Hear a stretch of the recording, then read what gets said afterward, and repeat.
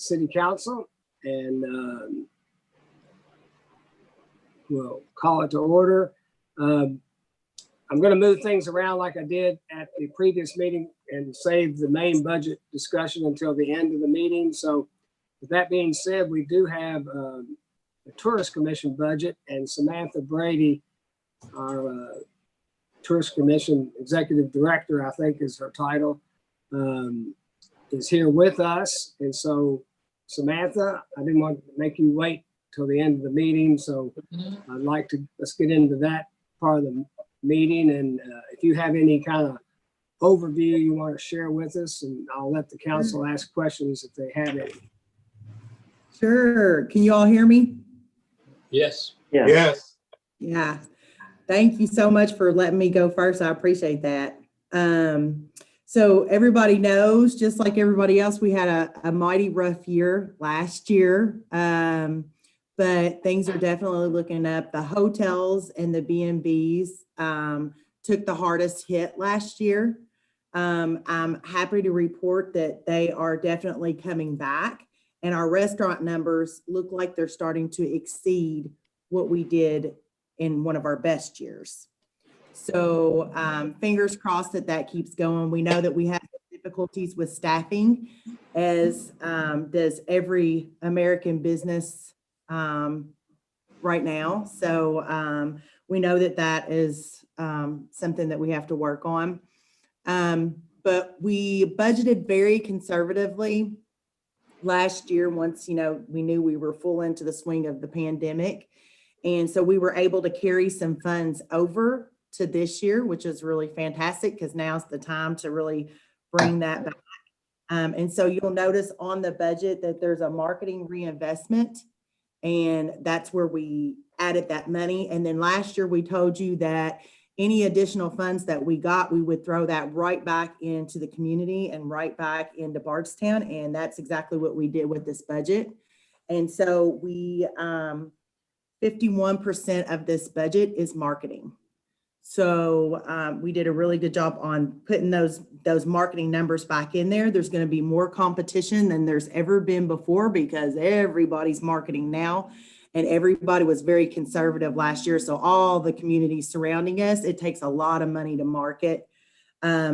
However, we know from all our Google Analytics and all those great things that there is so much intent for people to want to come to Bardstown. It is shocking. So we're going to see a lot of visitors this year. So get ready to welcome them in. So I think that's pretty much my overview. If you have any questions, basically the way I budgeted with this year with the restaurant taxes and room taxes, because it was so unsure last year, we had a hard time trying to figure out how to budget last year just because we were in the unknown, just like everybody else. But this year I took the best number, like that would have been 2019, and the worst number, which was COVID years in 2020. And then I averaged those both out and then met in the middle. So that's kind of how I came up with those, the estimates on the restaurant and the room taxes. And then we took into account, the staffing issues and those kind of things that might hold back a business being open more hours. Samantha, I saw on your community projects, you instead of those grants, you split those up into 6-month intervals. Yeah, I did that for two reasons. One is, is that some people budget on a calendar and some people budget on a fiscal. And we found that when we did that in the past, we have a committee that's working on those grants right now. And we found that when we did that in the past, some people just weren't ready. So we just decided to split it up. And, if something else happens, such as, let's say that, and I don't even want to say it out loud, I'm afraid I'm going to jinx this, but let's say that, we had some kind of weird shutdown. Let's just say that happened. Then that spreads that money out as well. So that gives us some flexibility too. I don't even want to say it. Circumstances beyond your control. Thank you. All right. I have a question. How many employees do you have at the commission? At the commission, we have 4 total. Okay, all right. And Thank you. now we have 4 total, and then we have a couple part-time people that come in and out, and typically they're students. And so we are adding another part-time person this year, but pretty much that was just kind of to balance out some other, like some of the, so one of our employees was going to move to a different position. And so we kind of balanced that out between that budget. Okay. But pretty Thank close you. to the same. Okay, does anyone have any other questions for Samantha? Excuse me. If not, I would ask for a motion to approve the Tourist Commission's fiscal year 2022 budget as presented. So moved, Mayor. All right, I think Betty was the motion and Coach Rowe was on the second. Is there any other discussion? Samantha, all I'd like to say is it's nice to see these numbers back to where they used to be, and I think you're correct on predicting how things are going to go this year. If this last 2 months are any indication, and let's all hope that it does go the way we are predicting. So, any other discussion? Thank you all. All in favor, signify by saying aye. Aye. Any opposed? Okay, motion's carried. Thank you, Samantha, and good luck and have a great year. Thank you. It's going to be good. Okay, we'll move now. Then we've got Jessica Filiatro has got a change order on the Round Creek wastewater improvements. Thank you, Mayor. Can everyone hear me tonight? Pretty good. Okay, I'm hoping that works out. This is a change order for the large Round Creek wastewater trunk sewer project that is being performed by Grant Excavating. And they are about 75% complete with this project at this time. And this is change order number 2. So I am thrilled that this project has, for the most part, gone very well. This change order is as a result of where the soil and rock layer kind of came together during the bore under Filiatro Lane to run the sewer main under Filiatro. They either had to raise the bore into dirt or lower the line to get in solid rock. And the only way to make the gravity work was to lower it into the rock. Otherwise, your bore jumps around too much and you end up with problems. So this is the actual quantity for the difference of that lowering that bore machine and the additional rock removal in 10 foot of casing. There was also a water line that we were trying to avoid as well. So we couldn't just tilt the line again because we're working around existing utilities that have been installed. So we did not want to relocate the water line as an alternative and have folks out of water on the 12-inch main. So that's what this was. This is a change order for $23,250 and not a request for additional time in this change order request. All right. Any of the council members have any questions for?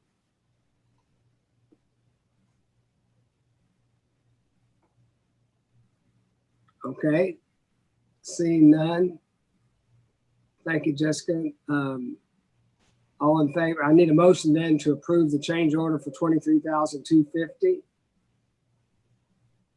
So moved, Mayor. And a motion by Councilman Hibbs. Is there a second? Second. I'll second. All right. Thank you, Joe. Yeah. Second by Councilman Buckman. Any other discussion? All in favor, signify by saying aye. Aye. Any opposed? Motion's carried. Okay, and Jessica, you've got one addition we've already approved. I think the Herschel tank, the major work on that, but you've got one change here on the logo. You want to talk about that, please? Yes, the original bid had a quote or included putting a logo on the tank. Again, we're trying to keep a similar theme with all of our tank logos and branding on the water tank, but trying to have them all have just a little bit of variation in interest. So there was a proposal for adding just a gold, kind of the bourbon color band around the center of the tank to break up the blue for this particular tank. And that we got a price from the contractor with that layout. Was there an additional charge? And it's really just the additional paint color that they were be required to purchase. So before I authorized or moved forward, I wanted just to get the council's thoughts on whether or not they would be in favor of the additional $4,000 to add that one extra color with the band on the logo, or if wanted to keep it with the blue on the sandstone without the band. So it would be the similar colors that's currently on the tank out by Louisville Road at what's called the Fairground Village tank, without actually having the wave look, but just kind of a band around the tank. All right, do the council members, do y'all have a one that you prefer over the other one? Jessica, can you refresh my memory? What's the cost of this project before we approve the $4,000? The total cost is, let me grab that number, is $393,500. Does everybody like the gold band? Thank you. I do, Bill. I think they look great with the gold bands on there. I like it as well. I personally can go either way. And like Jessica said, do we have a little bit of a mix? They're not all exactly the same, but the same color schemes, I believe. I do like the band that's, this is more defined and straight. I don't care for the one for the wavy one on the Louisville Road. But anyway, just an opinion, but I'm fine without it myself. Some of the staff up here, comments I got from staff up here, not Jessica and her group, they prefer the bands with the brownish color over the all blue. It makes it pop more, I think. More appealing to the eyes.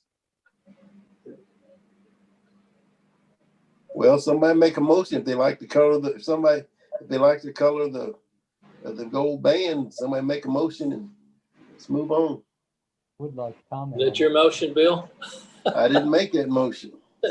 All right, I'll make a motion that we go with the gold band. I'll second that, Mayor. We have a motion to go with the gold band color and an additional cost of $4,000. We have a motion by Councilman Williams and a second by Councilman Hibbs. Any other discussion? All right, seeing none, all in favor say aye. Aye. Is there any opposed? All right, motion's carried. Thank you all. Thank you, Jessica. All right, we'll move on then to the Historic Review Board. We've got, as usual, a lot of COAs. I don't think as many as our last month, but I would ask Audrey if she would read the summary of these. Okay, thank you, Mayor.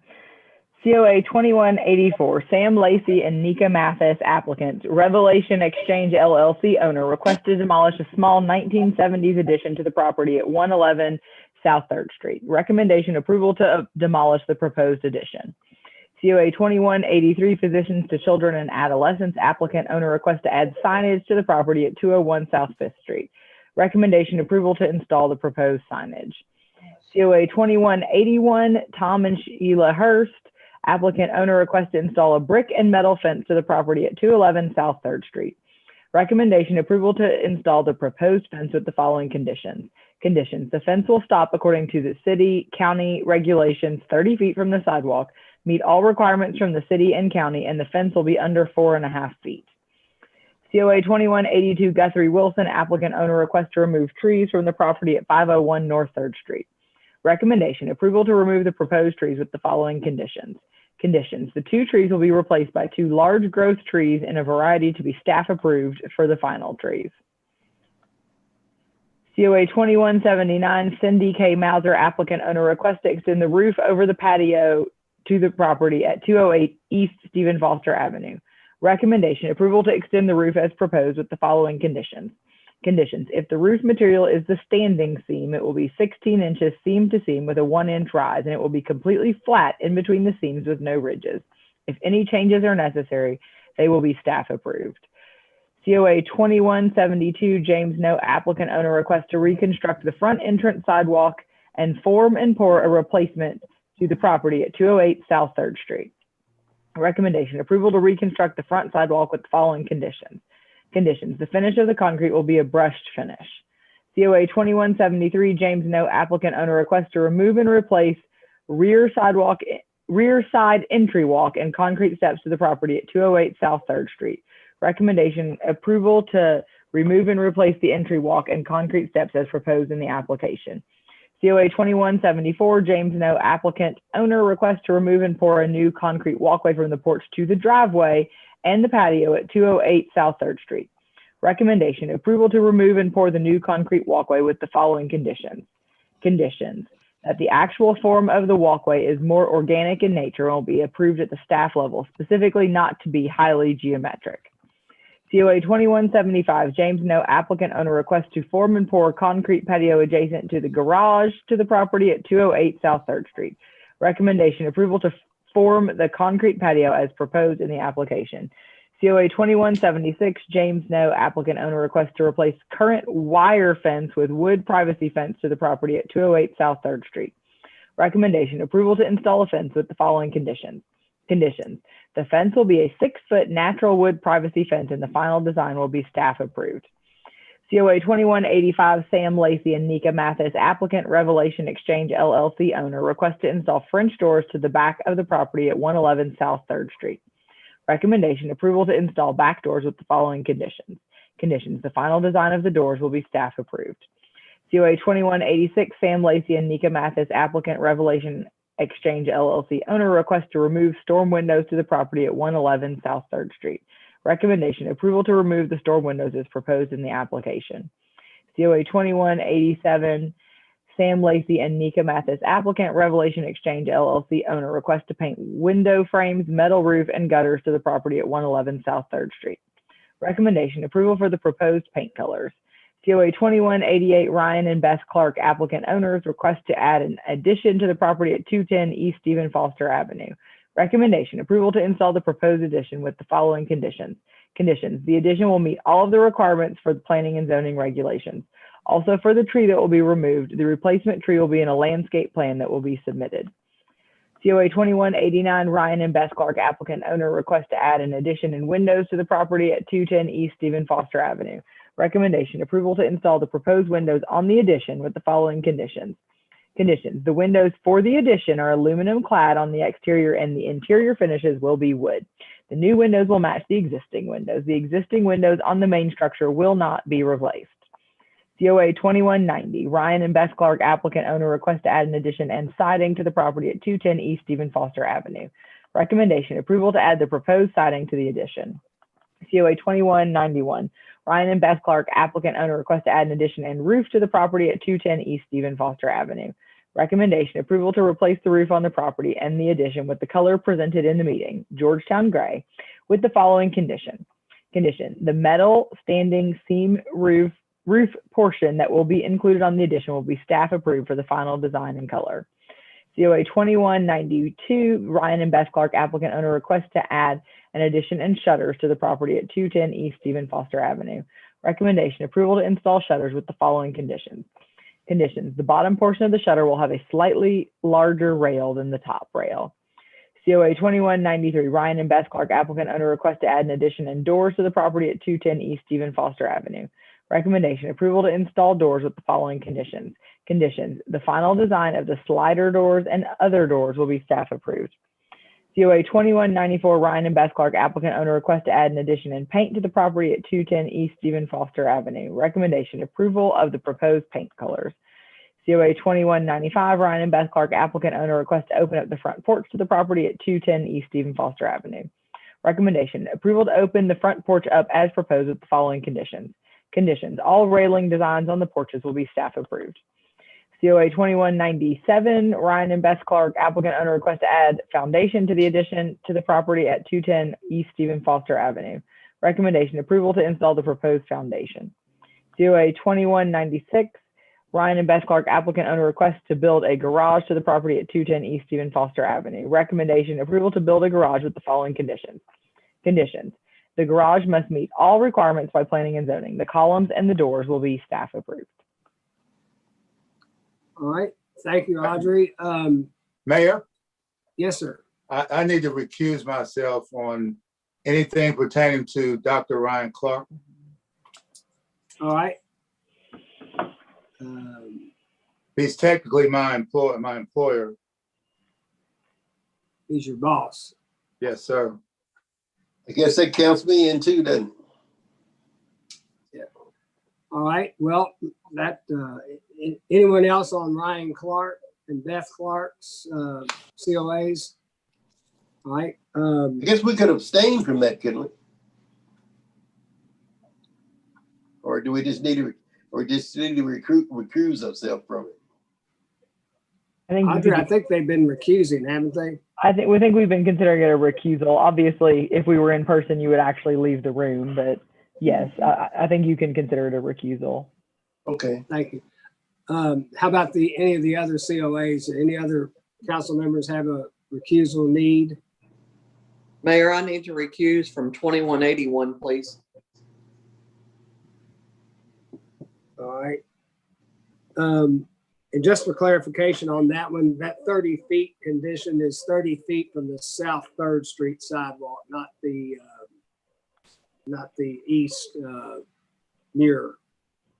So y'all understand that condition. So, okay. Well then, why don't we take a motion then for all of the COAs as presented with conditions, with the exception of those related to, well, let's see what would be the easiest. Let's take the Ryan and Beth Clark COAs, and we have two council members recusing. Trying to make sure I've got this correct. That appears to be COA 2188 through 2196. Have I missed any there? 97. 97. Oh yeah, it's out of order. I was looking at the bottom. Okay, so let's do a motion then to approve COA 2188 through 2197 with conditions. I'll make that motion, Mayor. Is that a motion? Could you hear I me? think it was Mayor? David. Yeah, could you hear me, Mayor? Now we can. Might have to speak a little louder. Okay, I'll make the motion to approve COA 2188 through 2197. All right, thank you. Motion by Councilman Jones. Is there a second? I'll second, Mayor. All right, motion by second by Councilwoman Hart. Is there any other discussion? And these motions are with conditions. No other discussion. All in favor say aye. All opposed? Motion carried, and Councilman Williams and Councilman Shekels have recused on those. All right. Then let's take COA 2181, and Councilwoman Hart will recuse herself. Need a motion to approve COA 2181 with conditions. I'll make that motion, Mayor. Okay, I have a motion by Councilman Buckman. Is there a second? I'll second it. Second by Councilman Shekels. Any other discussion? All in favor signify by saying aye. Aye. Any opposed? All right, motion's carried, and let the record show that Councilwoman Hart recused on COA 2181. And then last, we will do the remainder of those COAs that are with their conditions that were presented by our city attorney that had not been previously voted on. Are you looking for a motion? I'll make the motion to approve the balance of the COAs. All right, we have a motion by Councilman Buckman. Is there a second? I'll second that, Mayor. All right, second by Councilman Hibbs. Any other discussion? All in favor signify by saying aye. Aye. All right, any opposed? All right, motion is carried, so we got the COAs taken care of. Thank you. All right, moving on for the minutes from the May 11th council meeting. If no additions or changes, we'll approve them by unanimous consent. All right, and then we have would be reports of our staff and committees.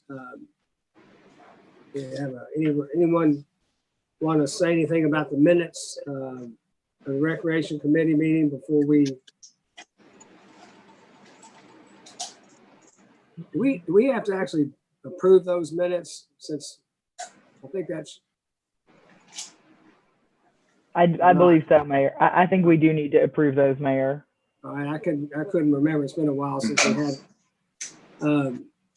Any members of the rec committee just want to have anything to just comment about the minutes? I don't, Mayor. Okay. All right, you've got them in front of you. Then I would ask for a motion to approve the Recreation Committee meeting on Tuesday, March 23rd. So move, Mayor. I have a motion by Councilman Williams. Is there a second? Second, Mayor. All right. Is that David? Yep, that was me. All right, thank you. Second by Councilman Dones. Any other discussion? Seeing none, all in favor, say aye. Aye. All opposed, like sign. All right, motion is carried. Thank you. We have a fire department truck update. So I assume Fire Chief Billy Magley is here, or one of the other members of the fire department to talk about this. I am here, Mayor. Thank you. Hope everybody got the pictures. I just wanted to give you a quick update, but since I have turned in those pictures, we got more pictures today. What you're looking at there is just a cab was been being built. They're starting to do all the wiring, putting in some of the emergency lights. Our update today is the cab is actually sitting on the frame. The motor and transmission are mounted, and the tires are mounted on the frame, and it's starting to go down the line to get work done to it. The cab has since had the seats put in, the dash and the steering wheel. The next big part will be the box that goes behind the cab. That will start production here in a couple of weeks and be painted. Once that gets matched up with the frame, myself and Captain Trevor Mattingly will go up and take a visual inspection of it and make sure everything's up to what our codes were on it and stuff before they proceed any further. We are running a little bit ahead of schedule on this. We got moved up 14 spots due to COVID. They said 14 departments canceled their orders on it. So we're a little ahead. They're predicting now we should take delivery of it sometime this fall instead of after the first of the year. So that's good news to hear. So lot These are goes into new that. colors, aren't they, Billy? I'm sorry? It's just black on the top. Is that that's new for us, isn't it? Yes, sir. Yeah, when I came in as chief, we changed our color scheme to black over red. They'll be matching my vehicle and the new pickup truck we purchased last year also. Looks nice. Chief, right now, it looks like a Fred Flintstone cab. It's amazing the work that goes into them. It's just something to see, and all the wiring that goes into it. It's miles. It seems like a cables and wires.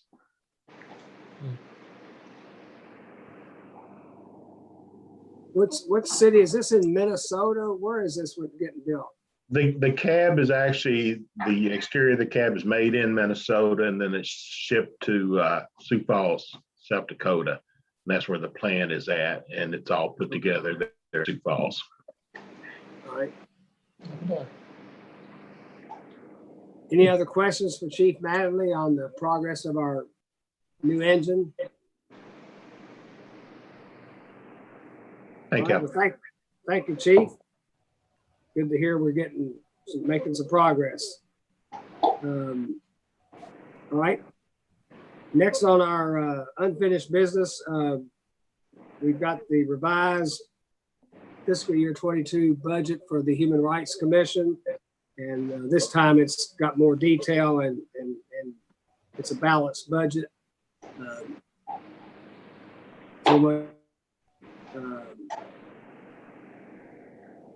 Questions on this, or Councilman Shekels following up on this for us, so I appreciate that.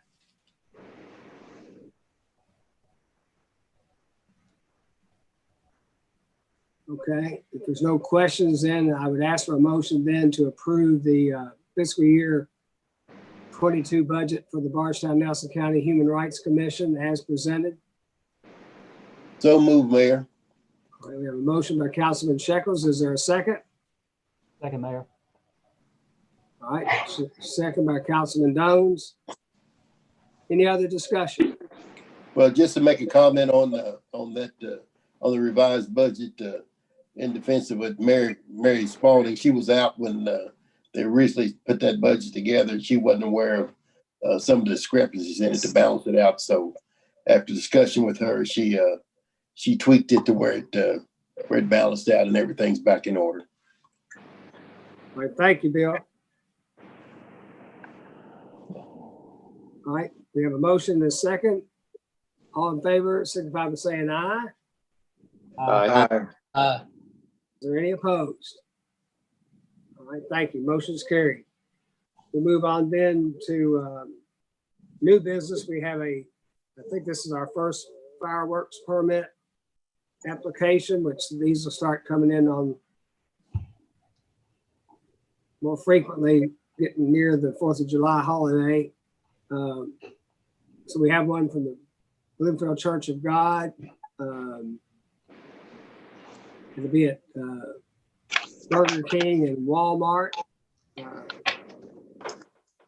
need a motion then to approve the application for this fireworks permit from June 20th through July 5th. So moved, Mayor. We have a motion by Councilwoman Hart. Is there a second? I'll second that, Mayor. I have a second by Councilman Hibbs. Any other discussion? All in favor, signify by saying aye.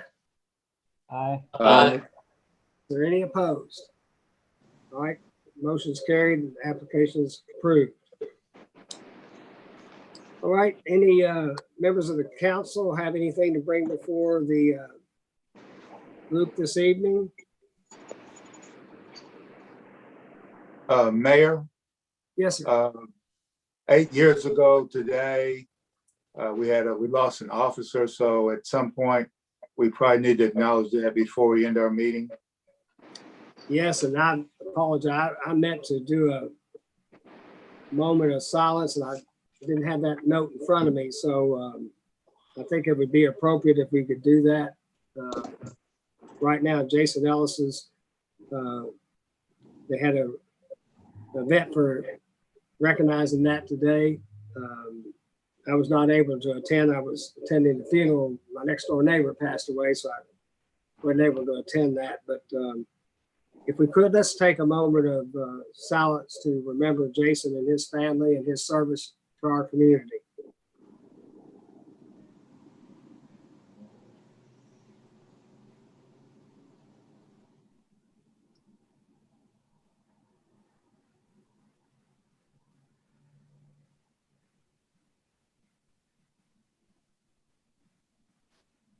Okay, thank you all. You know, it's kind of ironic that last night when I came in, I looked up in the sky and there was this bright full moon, which I'm sure is like it is today. It was the very same night like that on May 25th, 2013. It was the exact same sky, exact same moon, exact same everything when that happened. I just noted that when I came in last night, how ironic that was. But that's Thank you, Bill. Thank you, Roland, and Councilwoman Hart had reminded me of that today as well, and I didn't make a note of it, so it's hard for me to remember that, but I'm glad we were able to recognize Officer Ellis this evening. Okay, on the mayor's Mayor, report, go ahead. I'm sorry, real quick. I forgot about the Chamber Connect that the fire department is going to host. If everybody can put that on their calendars, it's June the 23rd from 8:30 to 9:30. We're going to serve up breakfast and do tours of our new fire station.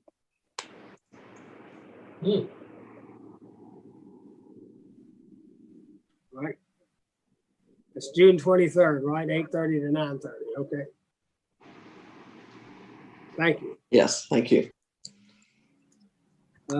As far as my update, just real quick, there's already been some information out in the paper, but our pool will be opening this weekend, Saturday, the 29th.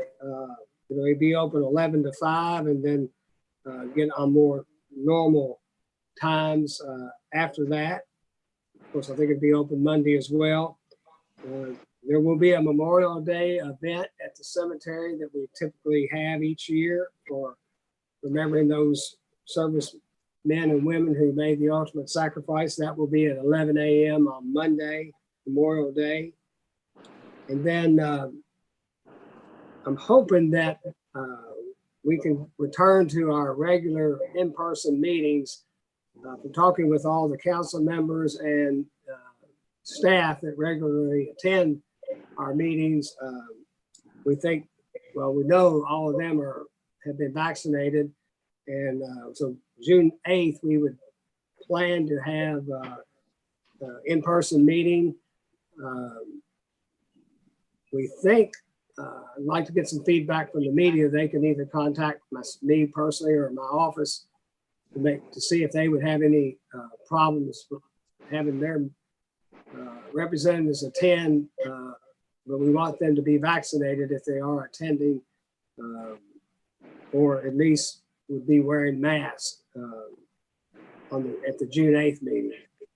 So if we hear if that's not a problem with the media, we would certainly invite them back and the public as well if they've been vaccinated by June the 8th. We'll give you more feedback. We got a couple of weeks, but that's really my goal. Is anyone on the council, is there anything that you all see that might be problematic with us doing that?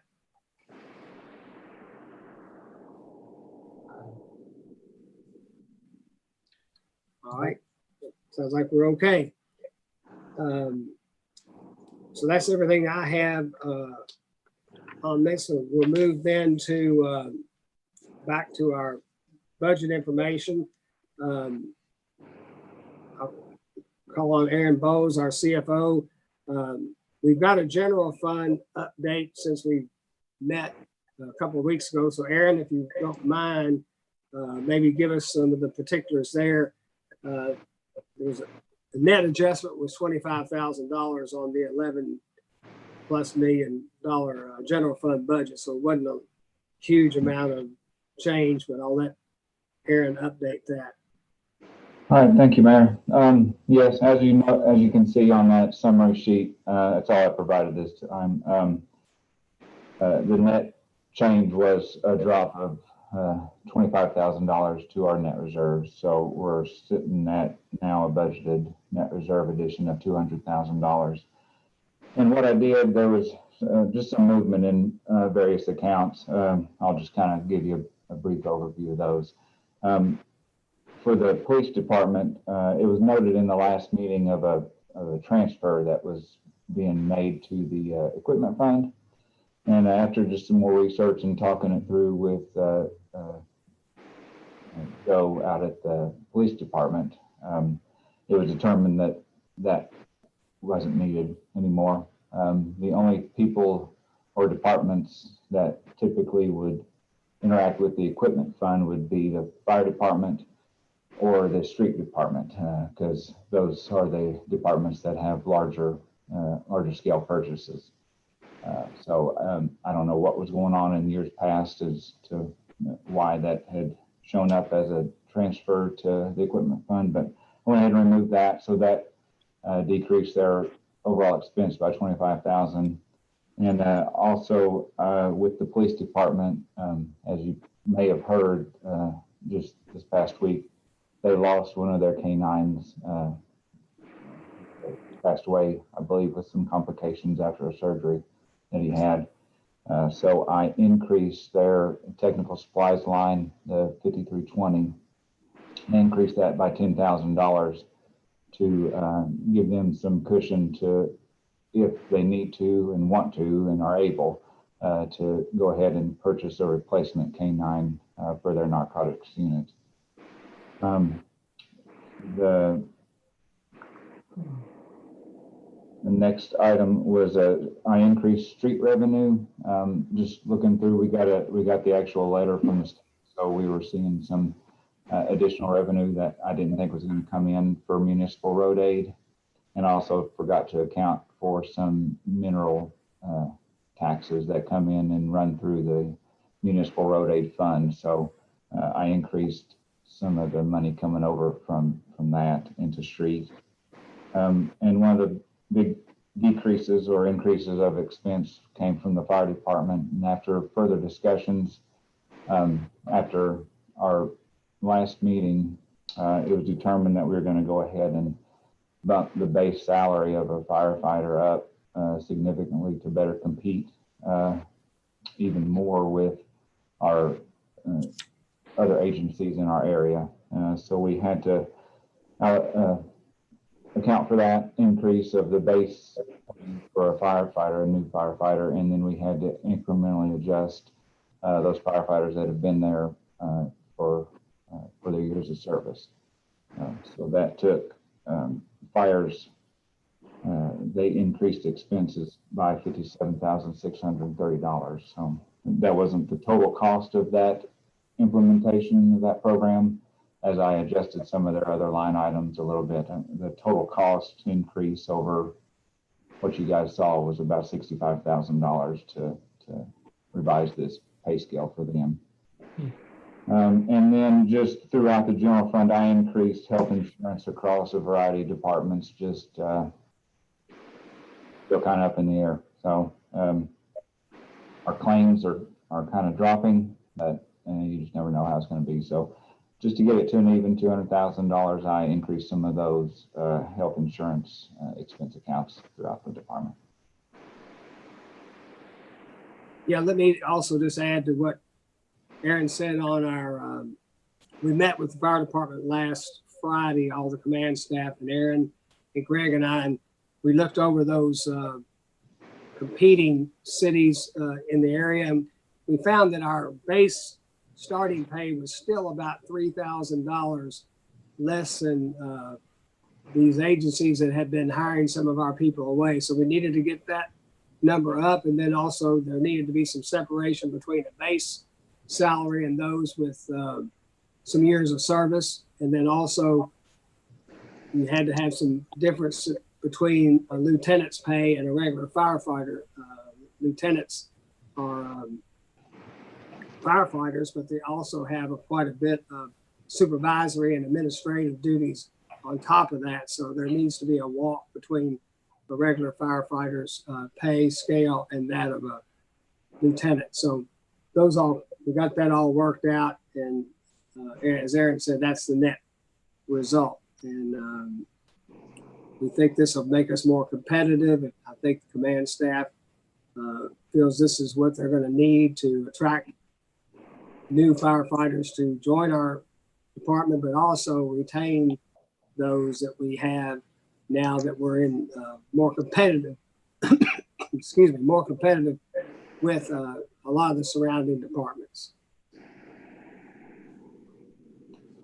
And again, I Does just. anyone have this any summer- questions for Aaron or I on the net change was about 25,000 on the whole general fund of all this work? I have a random question for Aaron. Do we insure our canine, or is that even something that is available to us? I'm not for sure on that. I'd have to ask Greg, honestly. He takes care of all of our insurance.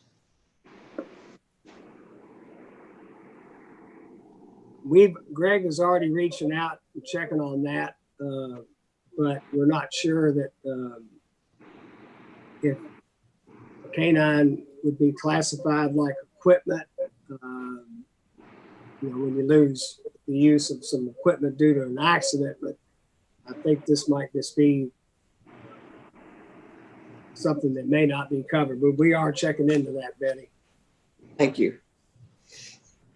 All right, if there's no other questions, we'll move in then to the review of our combined utilities funds. And I need to probably remind some of the council members because I kind of forgot to some degree, but if you all remember when we hired Aaron, before he became an accountant, was an electrical engineer. So I'm telling you, having someone who's an engineer sitting in on these meetings with all these other engineers is very helpful for us in getting through these numbers and these line items. But Aaron, having an electrical or an engineering background, can understand, particularly on the electrical side, some of the complexities in these budget items. So it's great that he has that background in addition to his accounting background. So it's very helpful. So Aaron, if you would, then we'll go ahead and get started. All right. So as you guys open up that attachment for the combined utilities budget for FY22, I'll let you guys get that pulled up. Just as a general reminder, as we get into this discussion, salaries across the board, we're looking at a 2.5% increase for all employees. Retirement costs in the combined utilities is increasing 2.89% to a total contribution rate of 26.95% per covered employee. And again, my health insurance costs are kind of on a 3-year average with hopes that our claims continue their downward trend throughout the next year. As we get into the next year, and if things happen, then there might be adjustments, of course. But I'm hoping that things continue to get better on that front. And as we go through this, there's a lot of pages here. We're going to focus on just a few from each department. But so the first one, I got the summary. The following pages after that are each department. And what we'll focus on, the first 2 pages are the line item budgets for each department. And then the department has line item detail sheets.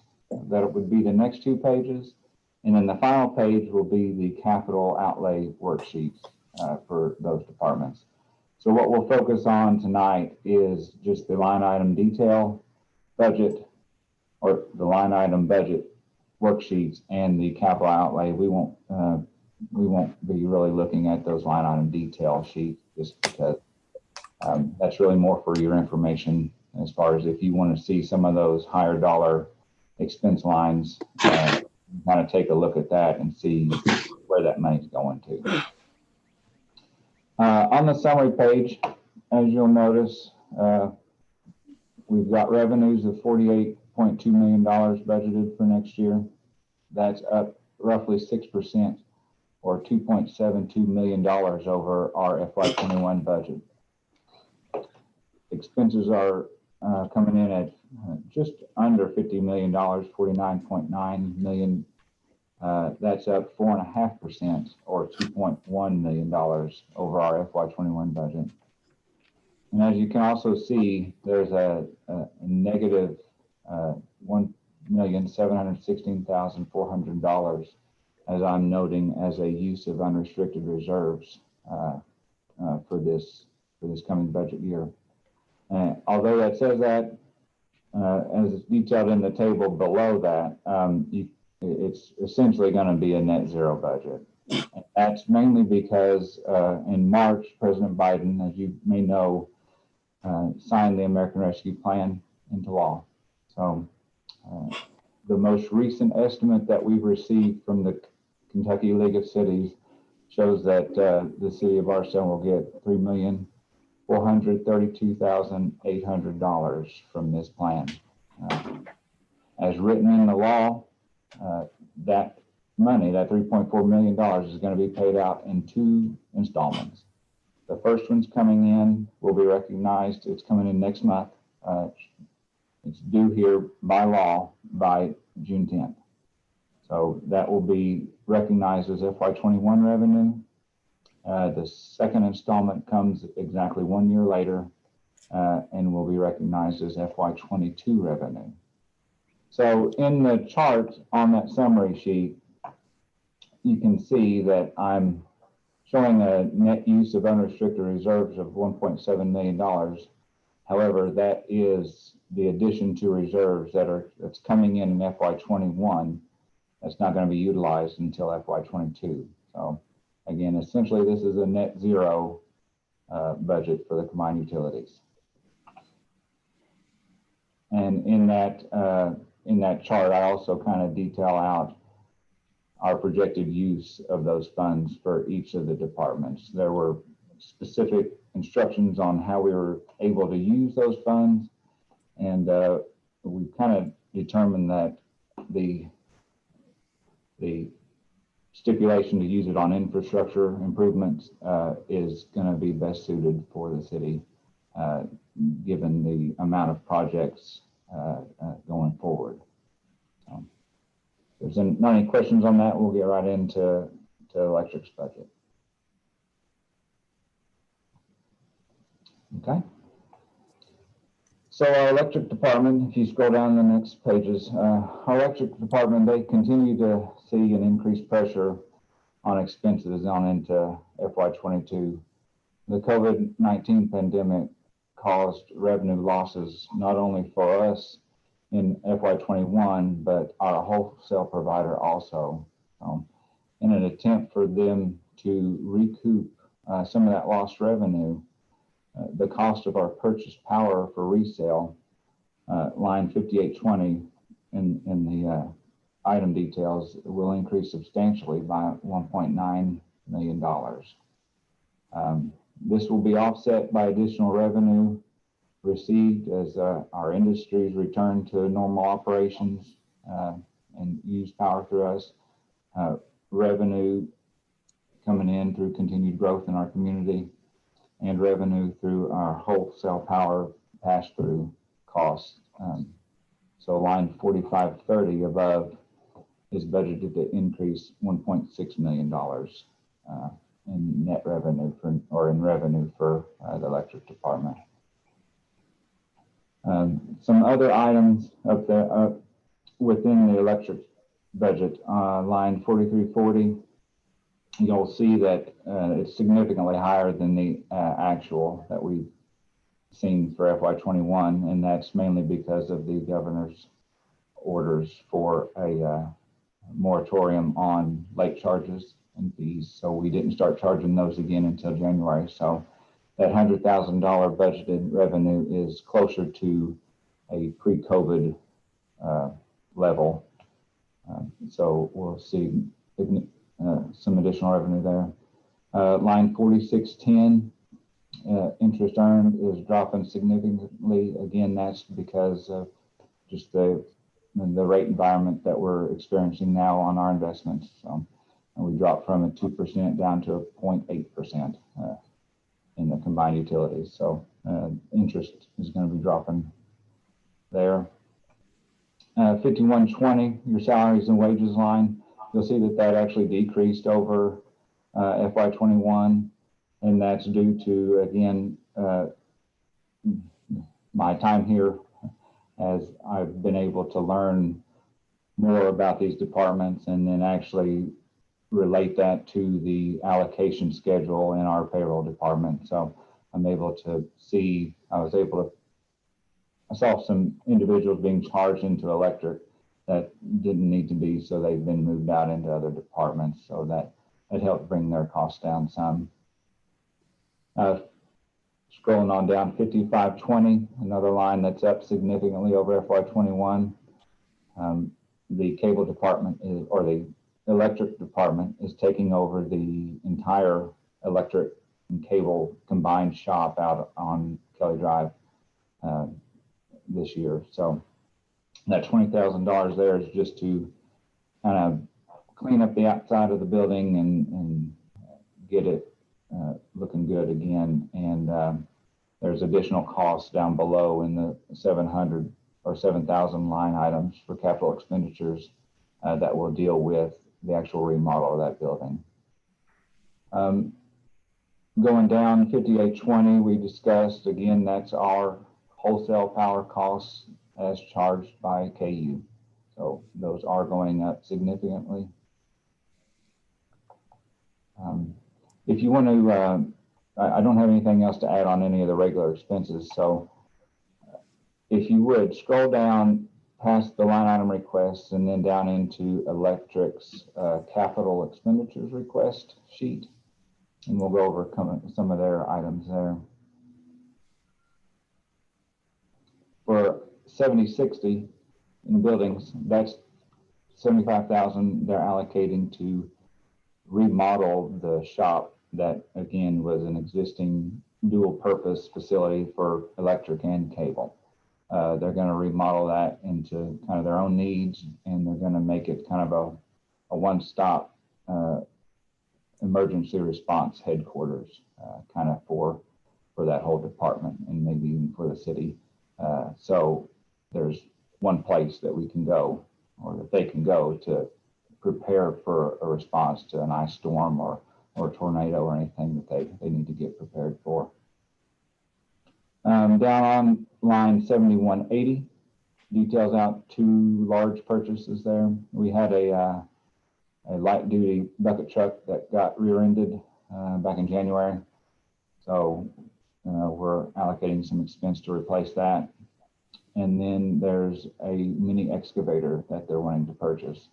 And that's going to help them with some of the expenses down in 7,300 as they convert some of those overhead lines into underground utilities.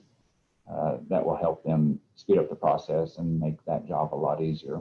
They currently, I believe, rent one from someone, and I don't think it's in the best shape. So they kind of want one of their own, just so they have it always on hand and ready to go.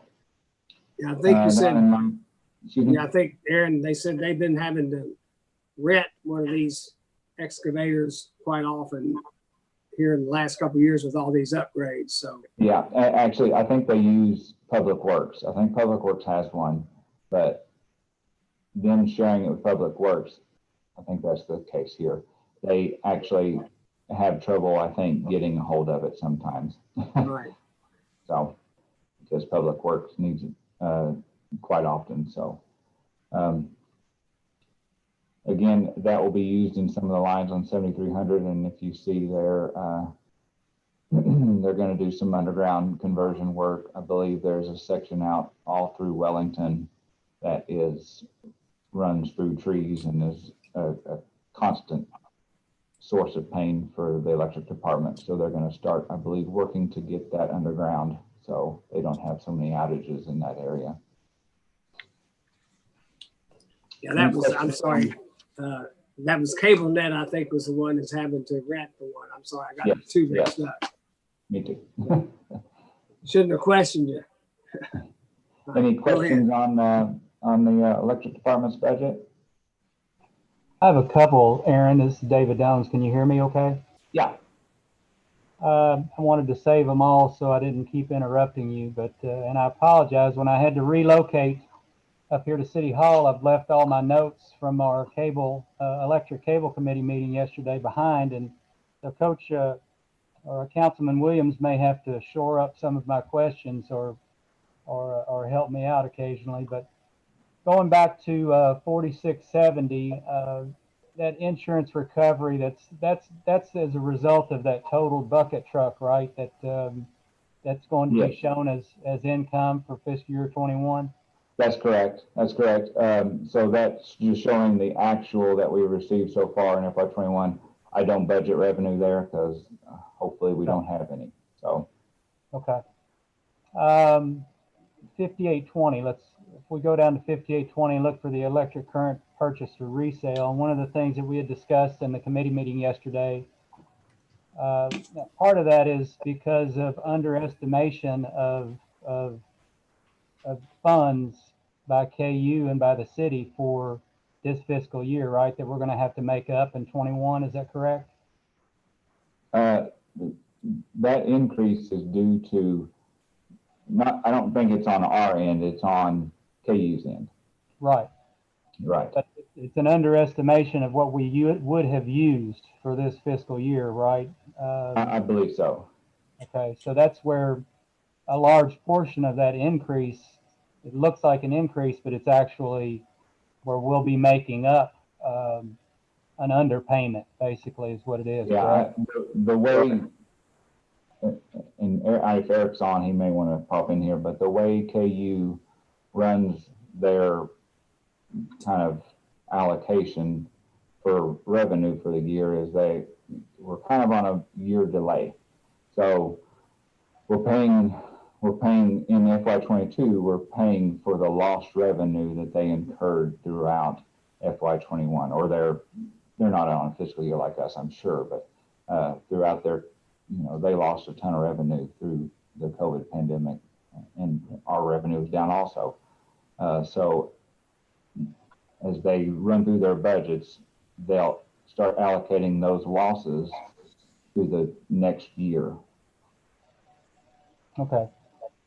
Yeah, I just wanted to clarify that and make sure the other council people were privy to that, what we had talked about in committee yesterday.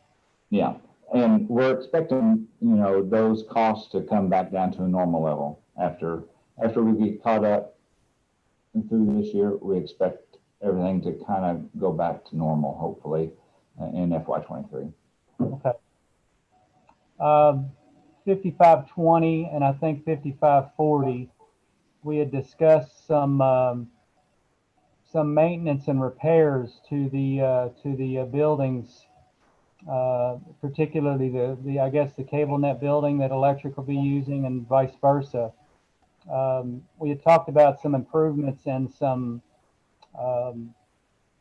interior remodeling and such that was going to be done, and it looks like maybe that you have already moved that possibly to I mean, should that be under like more of a capital expenditure rather than? I believe you're referring to the amounts in the cable department budget.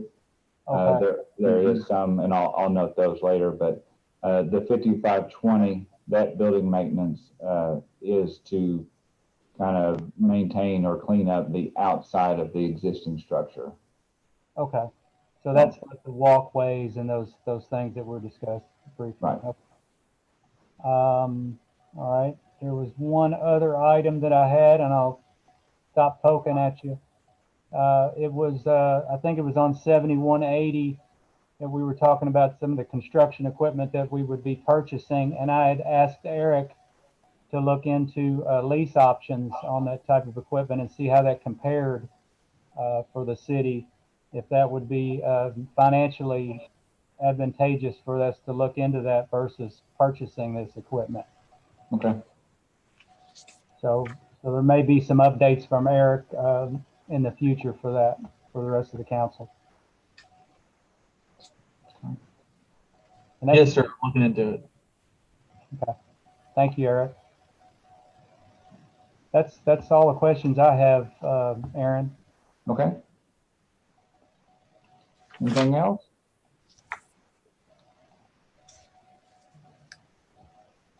All right, let's move on to water then. Okay, unlike electric, where our revenue and expense pressures are expected to be kind of short term, like I mentioned, they were COVID kind of related issues.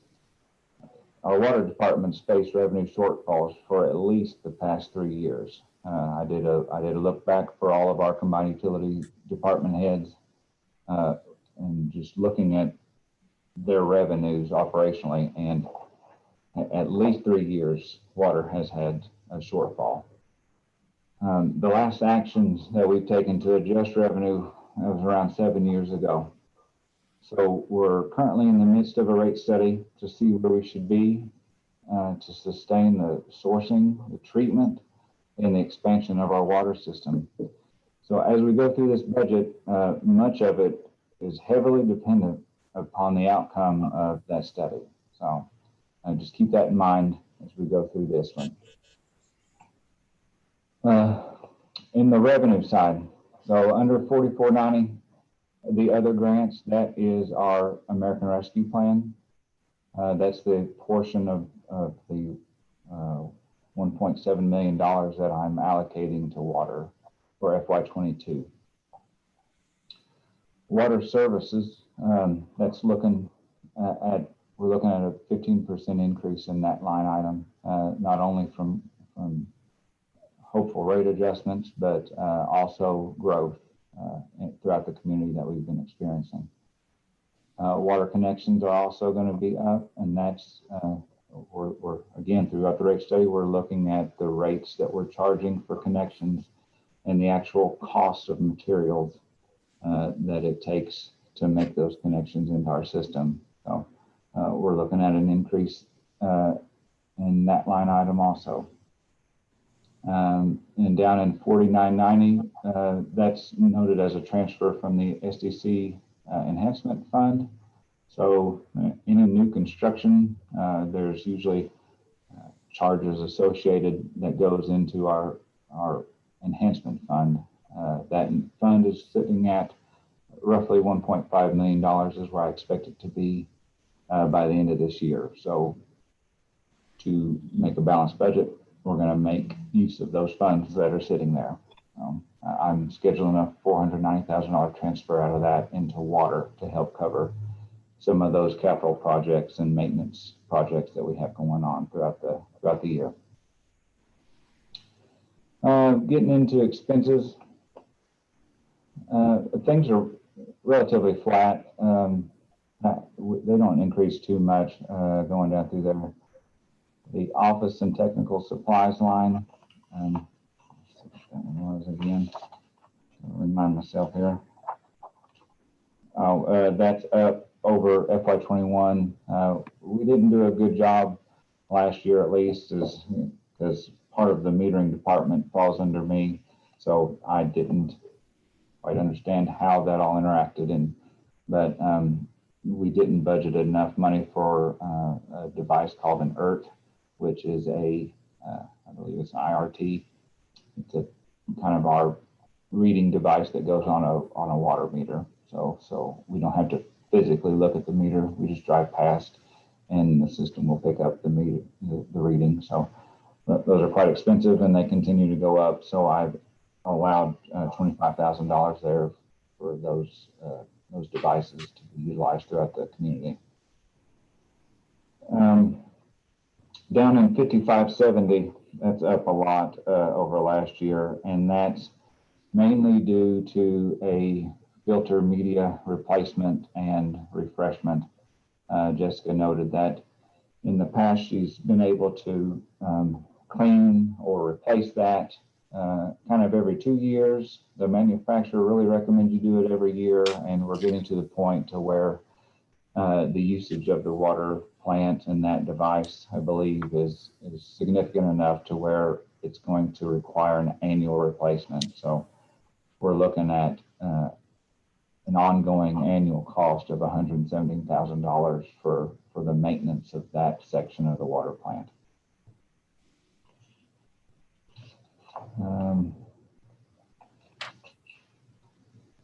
If you want to scroll on down, we'll again, I didn't have too many other comments on any of the other normal operating expenses. So if you want to scroll past, and we'll get down and we'll look at some of these capital expenditures.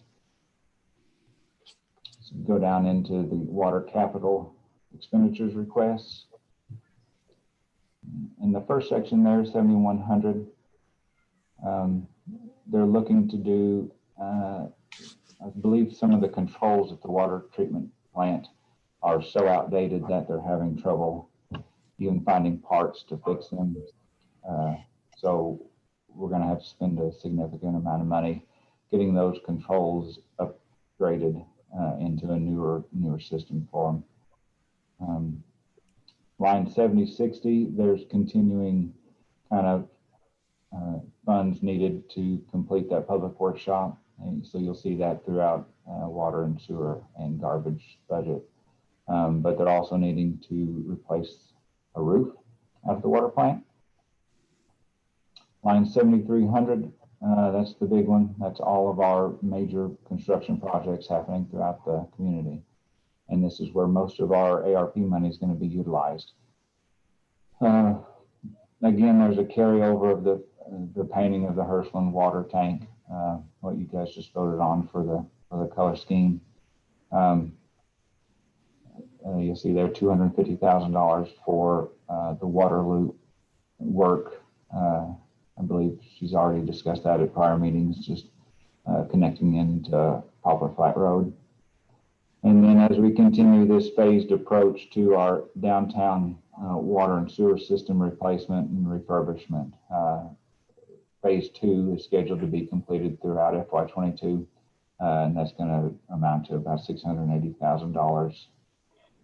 And then the last large line item at $1.2 million is kind of a temporary fix and a kind of an alternate water source for us to get away from being so dependent upon Simpsons Lake. This is going to be a new pipeline running, connecting into North Nelson Water. Again, all of those items there are going to be self-funded.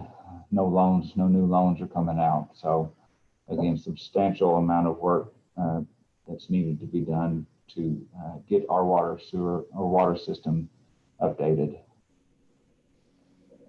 Any questions on that one? I have one, Aaron, if I may. Okay.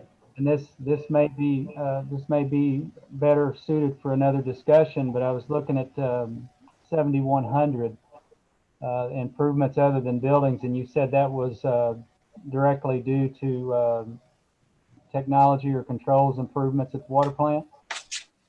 Yes, right. I can personally attest to that. I mean, I've gone down and helped Mr. Wilson or assisted in some of those, because I'm one of the old guys that has some of the, that still has the old technology, old software where I can assist in some way, shape, or form. But my question was, since that is obviously needed at the water plant, the technology improvements and upgrades, I'm wondering if that could be rolled into some type of a security, improvement or technology improvement, and if there's any type of grants out there that we could look for that would that could possibly help us out with those improvements rather than just coming out of our being a capital expense for us. That's a good question for Jessica, and hopefully she's still on the line. It doesn't have to be answered tonight, Jessica. Just something I wanted to throw out there. Well, and obviously you're aware of the technology and the control systems that we have in place, and we're just trying to get with the newest software programs, the newest control panels, so that when something does go wrong, we can get those things fixed and back operational in a timely manner and keep water supplied to our community. With respect to security, if you're referring to like cyber attacks and things like that, we are currently completing a risk and resiliency study for our water system that we have been ongoing for the last, I'm going to say 3 months or so.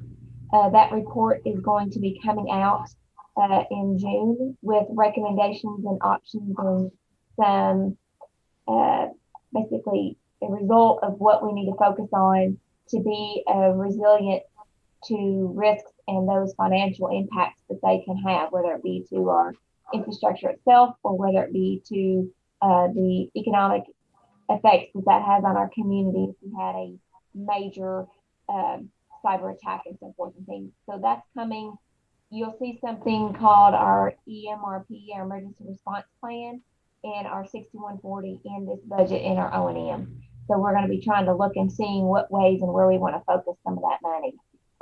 But Home may be able to provide a little bit more background on our current security that we have there. In fact, one of the things we learned is that the more old school you are, the less risk you are at being attacked via cyber and internet, because nobody can really hack into you if you're in hand mode.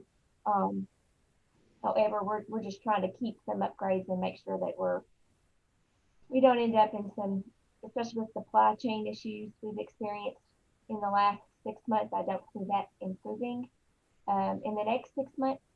So you're right that some of this budget, there's really nothing crazy new that the council has not seen. A lot of this is carryover and just reinvesting back into some infrastructure at the facility. So, Okay, thank you. Grant. Thank you.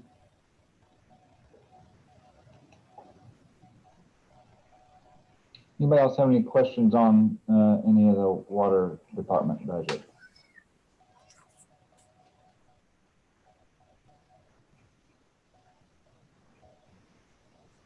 Aaron, I got real quick, Okay. Aaron. Yeah. Aaron, Yeah. do we always, on that line 4990, do we always take that money out of that enhancement fund, or is that just a one this year? We budgeted to do it in FY21 and FY20. We didn't have anything. It just varies, depends upon the projects. There are some restrictions. It's pretty lenient in the ordinance as far as what that money can be used for.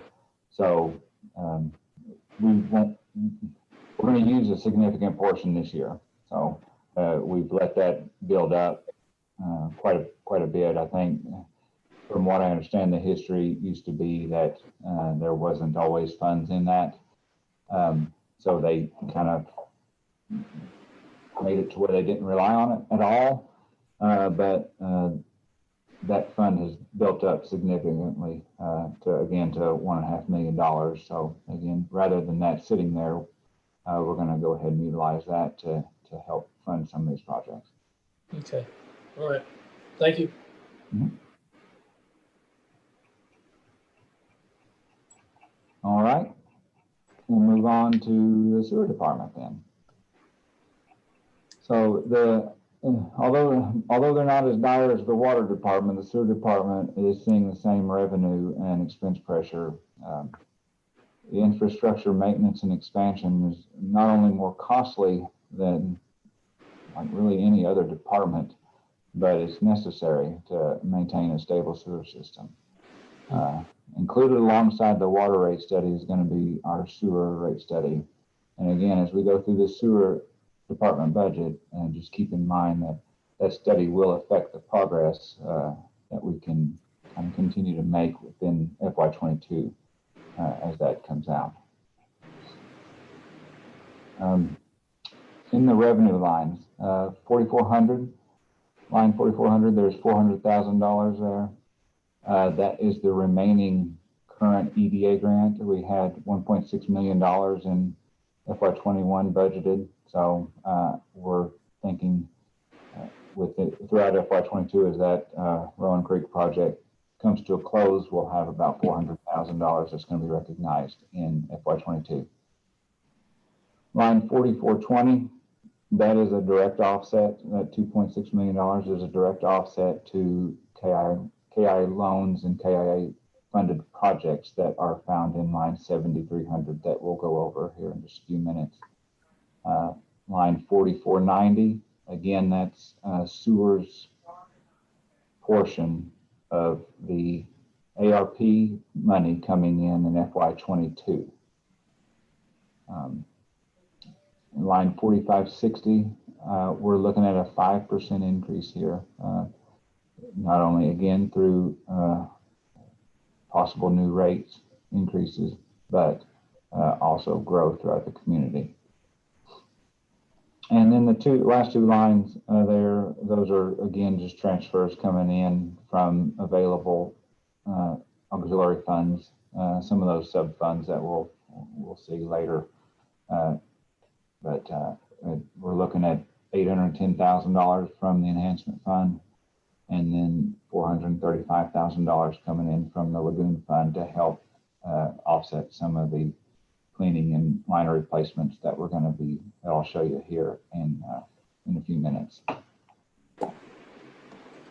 Down into the expense side, again, a lot of things remain flat, just some normal increases through salaries and wages, and then employee retirement and insurance is up just a little bit there. Office and technical supplies, line 5320. That's up quite a bit over FY21. And remind myself what that was about. I think it's just due to increased cost of the tools and the things needed to actually maintain both sewer plants as they remain online. Line 5460, the chemicals, they're going to be increasing quite a bit. That is related to kind of odor control steps that I believe Jessica's trying to make. Increased cost in the chemicals to kind of shove into the sewer pipes to keep the odors down. I believe we're having some trouble out in the Woodlawn area and out in the 245 corridor area. So we're going to ramp up some of those chemicals in that area.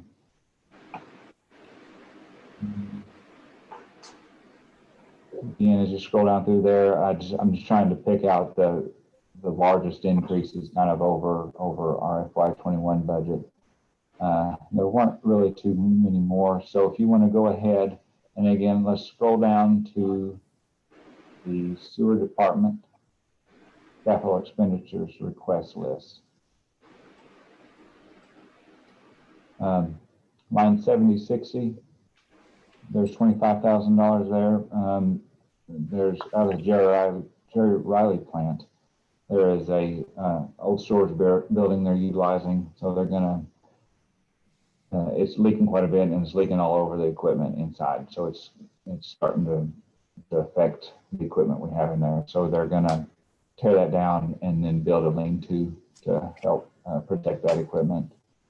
There's an existing pad there already, so once they get that tore down, they just have to construct on the existing pad. Into line 7100, you'll see high dollar cost there for all of the lagoon work. We're gonna clean out Town Creek Lagoon 1, and then we've got the second liner at Jerry Riley that needs replaced. It needs cleaned and replaced. The cleaning costs more than the liner itself. So we're looking to complete the Town Creek project this year and to get the lagoon cleaned at Jerry Riley, and then just kind of start work on the lagoon liner replacement within this year. Into line 7220, you'll note there are $70,000 for odor control system. Again, that is in with the chemical cost increase. Some of these new pump stations, I believe, we're looking at an auxiliary pump that I believe sits on the side of it that pumps in the chemical into the line right at the pump station. So again, to help decrease the odor complaints that we receive. I might just quickly add in that it's not just for odor, but also for corrosivity. So we're seeing that the high H2S gas in the system is actually deteriorating our infrastructure downstream. So I'm trying to get back some of the design life. We've coded and done some things, but again, we're investing in our infrastructure, and at this point, I'm trying to protect it from that corrosivity. And our approach has not been sufficient enough to do that job. So I'm really trying to we're spending a lot of money investing in these trunk sewer systems or headworks improvements, and we just need to make sure those are protected. And some of this capital will help us invest in those larger chemical tanks at the station and those pumping equipment and monitoring equipment at the discharge point to make sure we're feeding what we need to keep it neutral, so to speak, for odor and for corrosivity. Thanks, Aaron. Thanks, Aaron. You're doing a great job. All right, down into 7,300 of that capital expenditures worksheet. Anything you see in pink is covered by a KIA loan. The first 4 lines are existing loans that we already have in place and are completing. The last 2 lines, the Withrow Creek trunk and pump station upgrades, that again, I believe is coming along because of, just as Jessica said, the corrosiveness of what's been coming down the pipe has caused that to deteriorate rapidly. So we're looking at almost a $10 million project there to get that fixed and replaced and back into shape. So that will be a new KI loan that we will have to start working on an application with. You see the total, the line, the 6.3 million and 3.7, that's the estimated total cost of that project. I've factored in this budget to run about 10% of that project getting started within FY22. The Woodlawn Interceptor project, that is a new line, I believe, going out into Woodlawn. There are some developments that are waiting on that, so they can get going, and I believe there are housing developments out in that area. That will be self-funded.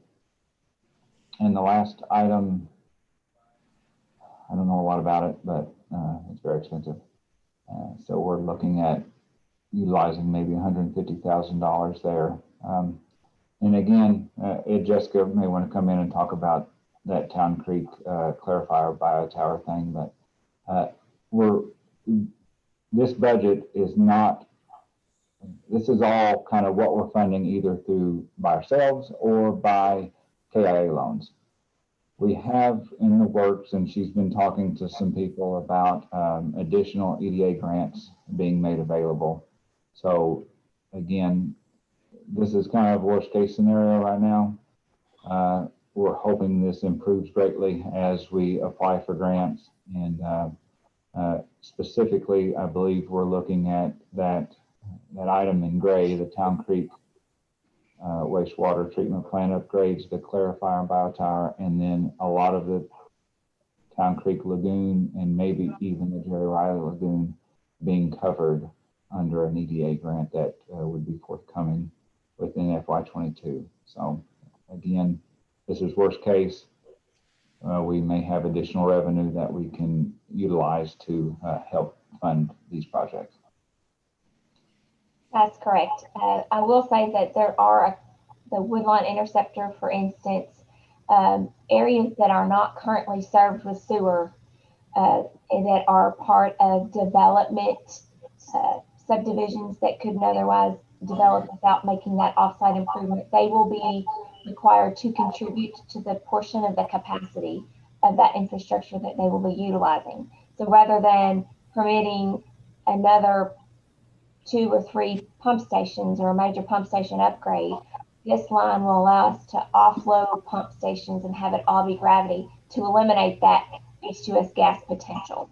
So it's kind of a win-win for the overall community, and also allows the city to help smartly grow and allow that development to help pay into that portion of that contribution without having the city to take on yet another pump station. They can just contribute to this project, and it'll improve the service for the folks in this area and the residents that are living here without having to be by another pump station.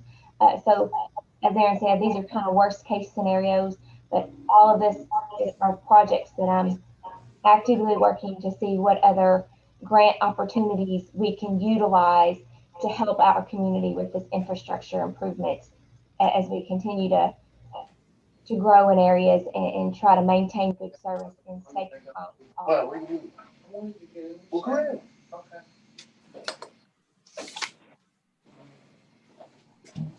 Does anybody have any questions on the sewer budget?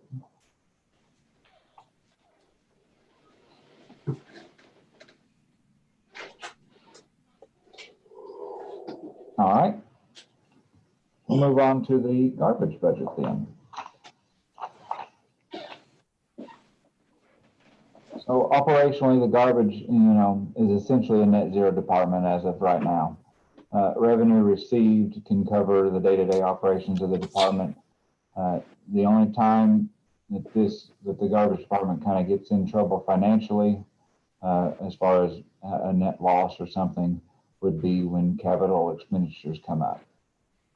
So our reduced capital expenditures for FY22 has helped to take a budgeted loss of $252,000 that we noted in FY21 to a $0 budget in FY22.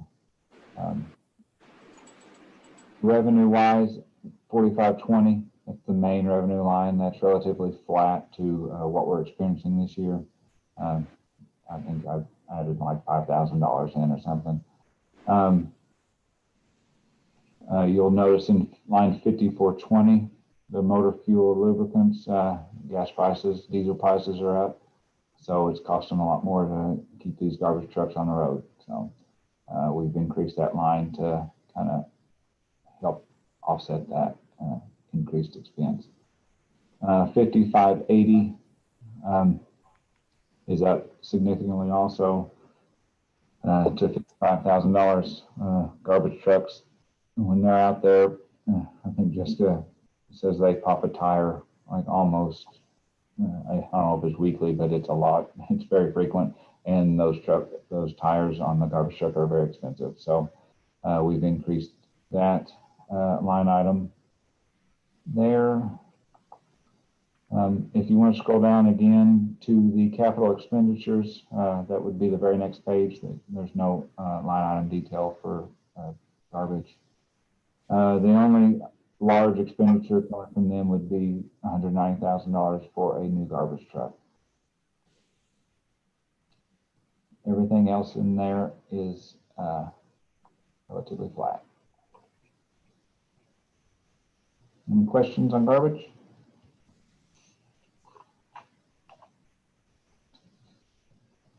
Great job, Aaron. Thank you. Moving on, lastly, we've got... Aaron, those contract services, that's what we pay the landfill, am I correct? That's correct. That's correct. 5660. Yes. Yeah. Contract services is our tipping fee out at the landfill. It runs between $27,000 and $35,000 a month. So.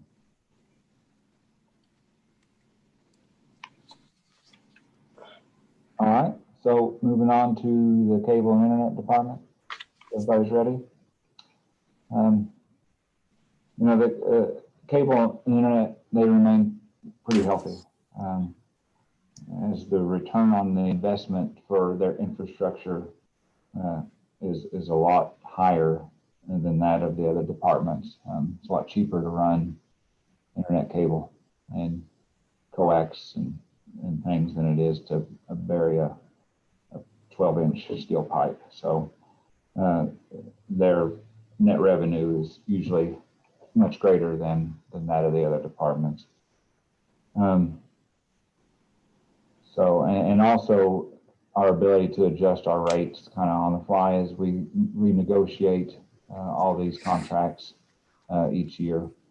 That ability to affect our revenue kind of instantly also helps keep them in a healthy position.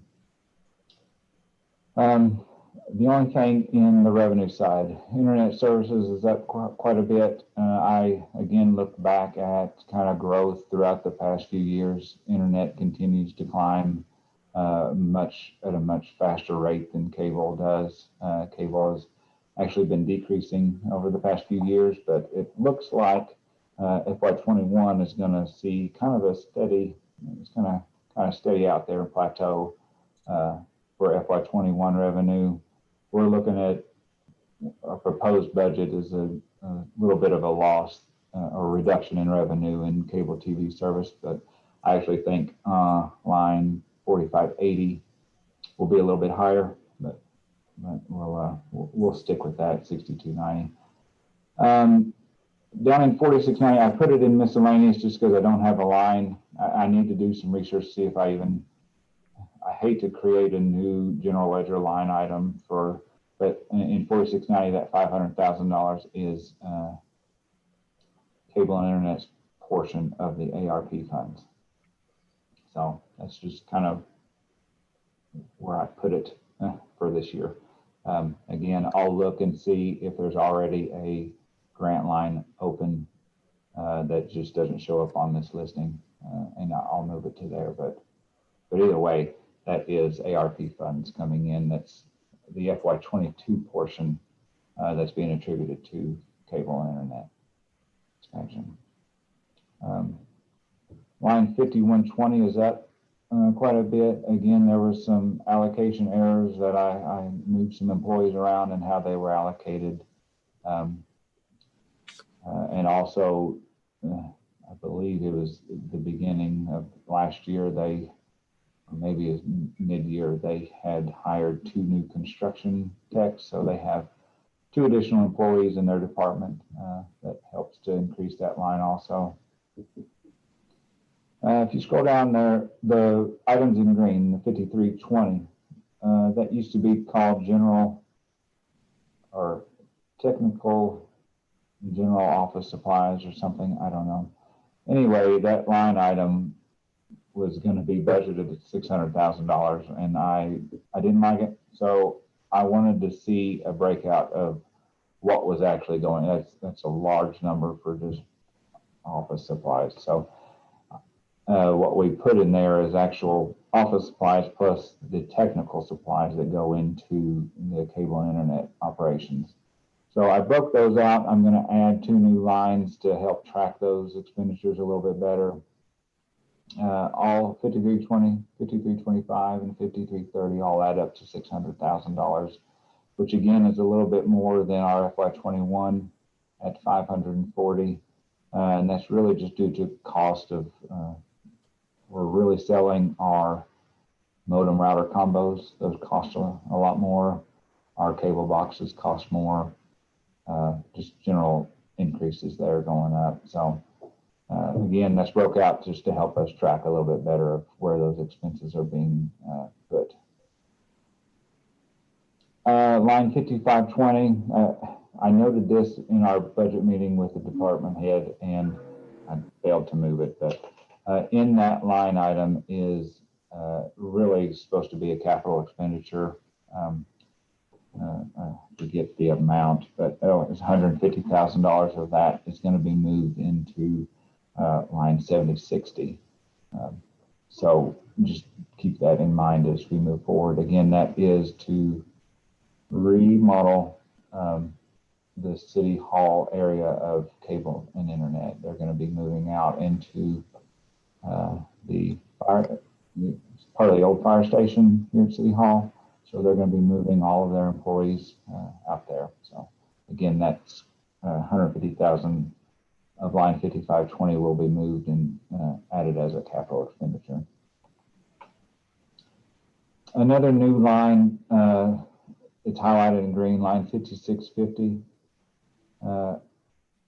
This amount used to show up in line 6340 telephone. So we would put all of our telephone kind of expense, just the normal landline for cable and any of the cell phones that the guys use, would be lumped in with all of our internet that we purchase.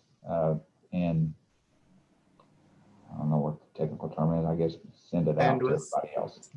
So I broke this out again to watch, so that's a significant amount, and I didn't want to just kind of bury it in a line. So I broke that out to kind of almost reflect, your cable affiliate fees. So it's kind of internet purchase for resale or electric purchase for resale. This is kind of what we pay to get those super high speed lines into the city for use by our customers. And if you want to scroll down all the way to the end, their capital expenditures. Line 76 is a carryover. That's their continued work as they move out of that existing combined electric cable shop. They're building their own structure. So they placed the order. We've made the down payment on the actual steel structure itself.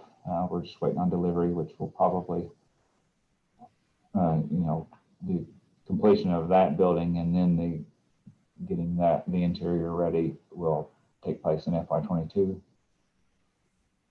Line 7180 is a big one. They currently rent a bucket truck that's used by their construction crew. It's not in the best shape. And then on top of rent, we have to pay to fix it.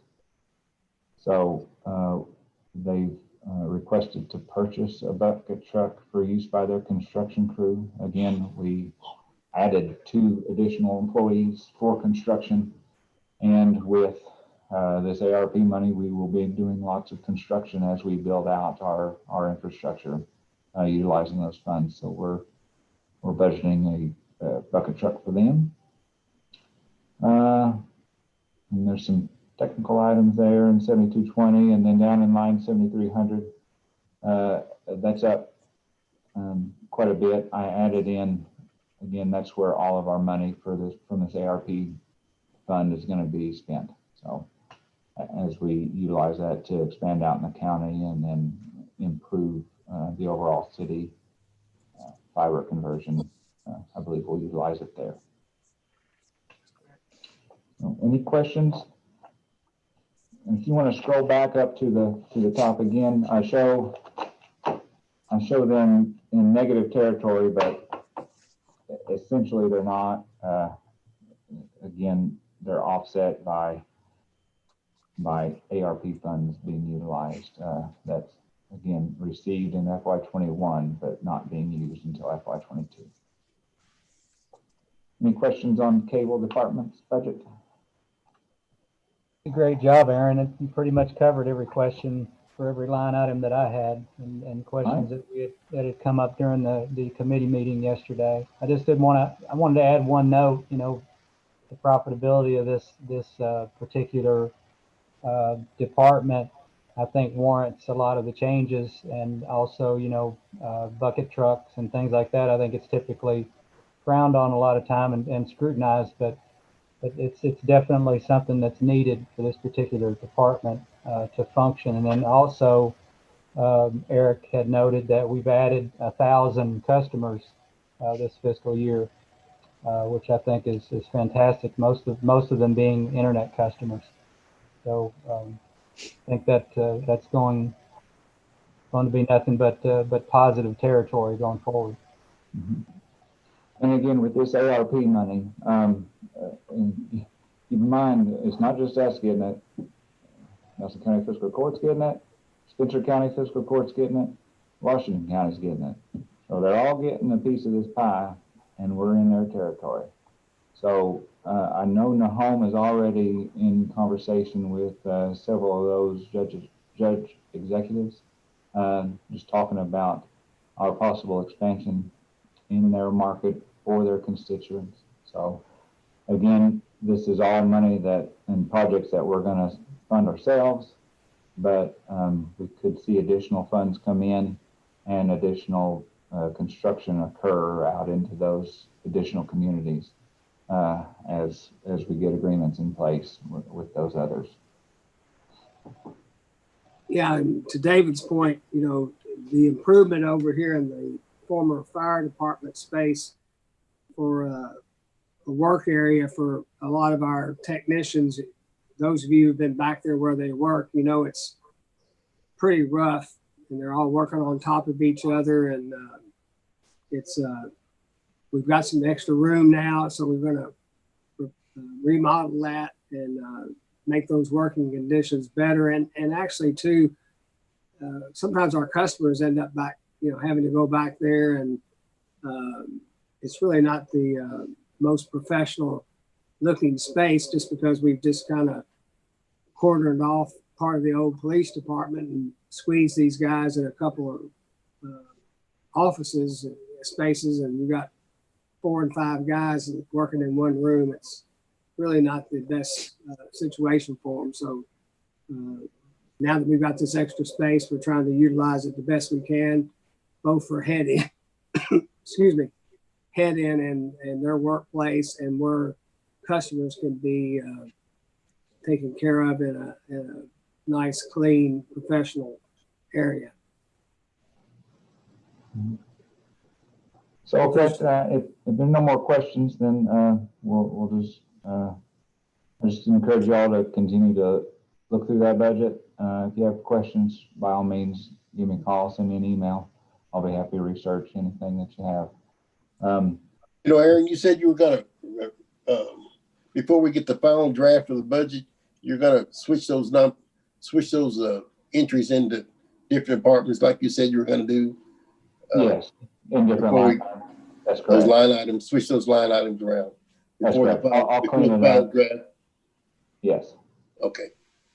Yeah, and that leads to, we've got a special call meeting set for Thursday at noon.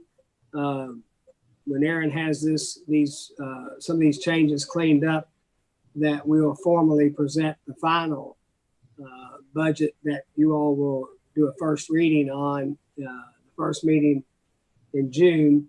And but we'll have this in your hands by the end of May. And so we're going to meet, it won't be long, on Thursday. And there's a few other small funds that we will be adding to that you'll have a chance to look at before the first meeting in June. You know, the funds over the years, you know, self-insurance fund, municipal aid, land acquisition, depreciation fund, lagoon, bond sinking fund, cemetery. Those funds are, a lot of them have small balances, and some of them don't really change much from year to year. So those will also be included in that final budget that you get on Thursday. And so if you do have questions, certainly you can either call Aaron or the department head that would be responsible for those funds. So we'll have that available for Thursday. I don't anticipate that meeting being very long. Just we'll formally present it and just probably give you a few updates from tonight's meeting. And I have one last thing I want to talk about. I'll try to keep this brief. I know it's a late night. So we currently maintain 7 loans with the KIA related to water and sewer projects. 5 are active loans, 2 are in process loans. So the 2 in process would be Rowan Creek and then all of the pump station work. All 7 of those loans, except for 2, are at 2% or less, with the most recent one with those pump stations. That loan is at 1.5%. So it's really low.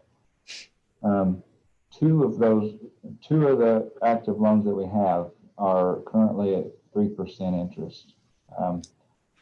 So if we leave these loans, if we hold those to maturity from FY22 until they mature within the next 11 to 13 years, we're going to spend about $689,000 in interest. The total of these 2 loans is about $3.5 million as the remaining principal. Currently, the combined utilities has between cash and investments, $10.3 million in cash and investments, with an additional $2.8 million in an OMR kind of operation reserve fund. So we've got a total of $13.2 million that's earning about, at most, 0.8% interest. And we've got 2 loans running about 3%. With this current rate environment and the fact that we're probably going to be adding another KI loan, which will hopefully be, again, in the 1.5% to 2% range, I'm looking at utilizing some of that excess cash to pay off those two loans. To get that interest expense down. That's, I'm sure at the time that was great money, but nowadays 3% on that type of loan, when we just had one at 1.5%, is just a little extreme. So again, I'm not going to put it in the budget. I don't believe as of now. There's still some things I got to work out. The soonest we can pay it off is August.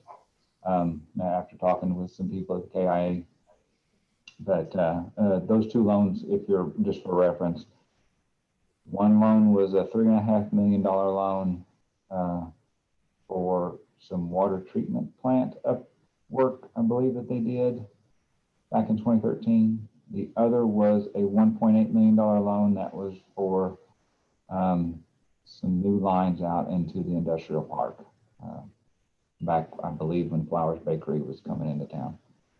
So again, I just wanted to get that in your ear just so you're thinking about that. I don't think I'm going to put it in the budget as an actual, it would be a expenditure on the expense side where we were paying off. I would have to show that as a cash expenditure, but at the end of the year when we're running our audit, that would essentially just become a balance sheet adjustment. Our cash would reduce an asset, the asset cash would reduce and would be offset by a liability reduction. So from a financial standpoint, it would be kind of a wash, but I would have to show it as a cash outlay to get that paid off. But again, I'm not going to put it in the currently presented budget. As I work through some things with KIA and make sure that this is in our best interest, I'll bring it up again, possibly in August, and then we'll just work it in as a budget amendment going forward. I actually, we had discussed last month just some of the increased investments, and I actually pulled out some of the excess cash out of combined utilities and started a new CD investment. That was just like a 3-month investment just to kind of watch the combined utilities actual operating checking account, just to see if we did spend that money, how does it look? How does it affect our overall operation? So I have already set some of that money aside in an investment. So that will be maturing in late July and would be available for us to utilize to pay off these two loans. So again, just want to put that bug in your ear so you're aware of kind of what I'm thinking. And if you guys have any questions or want to talk about that anymore, just let me know. Aaron, just real quick, didn't you say we were going to save a substantial amount of interest on that? Yeah. I'm not sure I heard. If we left those loans to maturity, which again, those are 20-year loans, so they're not maturing until 2033, 2034, we're going to pay almost $690,000 in interest over the remaining life of that loan, those two loans. So that'll help us save $690,000. Right. So I think it's appropriate. So just keep us informed on that, if you would, please. Will do. All right. Does anyone else have any thing to bring before the council this evening? Mr. Mayor? Yes. Kevin Thompson. I got the answer to Councilperson Hart's question on the dog. Greg was able to confirm the dog was canine unit was insured for up to $15,000 and up to additional $50,000 on the training for it. So we'll be submitting those invoices to the Kentucky League of Cities. Well, thank you, Kevin, for that information. Appreciate it. Thank you. And I'd like to apologize for my over and under too. Yeah. I'm sorry it took so long, but hey, it's getting this done in 2 nights along with a regular meeting. It's saving us some time and a lot of, you can tell how much work that Aaron and the department heads have done. It's something that is needed when you're dealing with this many departments and this much money. And, a whole lot of work's been done, and I appreciate all the time you all have spent reviewing it, and also all the time that the department heads and Aaron and his team have spent going over it as well. So In saying that, that's a compliment to Aaron and all the department heads. That's Because right. it was very thorough and very easy to understand. So that's it hadn't always been that way, but they did a good job. It's budget wise. Okay, well, if there's nothing else, I'll ask for a motion for adjournment. So moved, Mayor. Thank you, Joe. I was on Motion the by Councilman overside Butler. too. Mayor? Motion by Councilman Butler. Is there a second? Second by Second. Councilman Williams. All in favor,